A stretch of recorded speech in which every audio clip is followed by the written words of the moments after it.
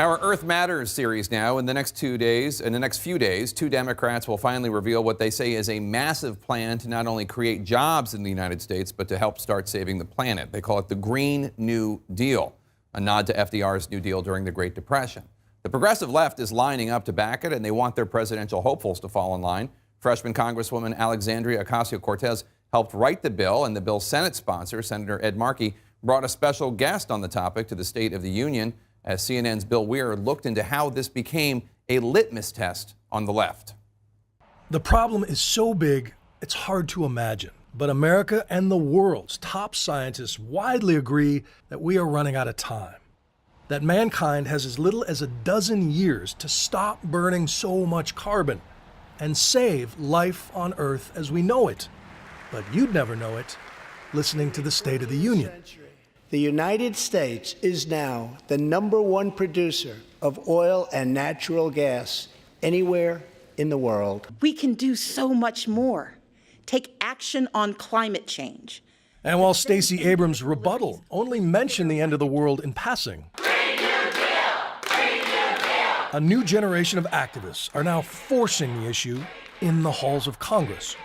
We brought 200 young people to tell Nancy Pelosi and Democratic leadership, we need you to step up. We need you to back something like a Green New Deal. We gotta rise up. They call themselves the Sunrise Movement. And after dozens were arrested for occupying the offices of top Democrats, dozens of top Democrats are now singing their song. I support a Green New Deal. And when one of the Sunrise founders came back to Capitol Hill, instead of calling police, Senator Ed Markey gave her a ticket to the State of the Union. And he is drafting a Green New Deal resolution with Representative Alexandria Ocasio-Cortez.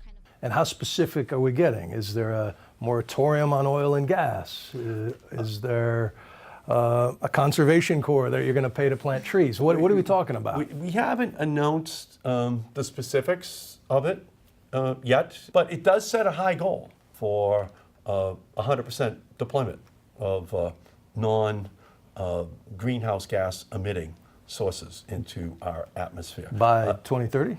Again, we're going to announce at the right time what it is. This nation is asking for action, and action now.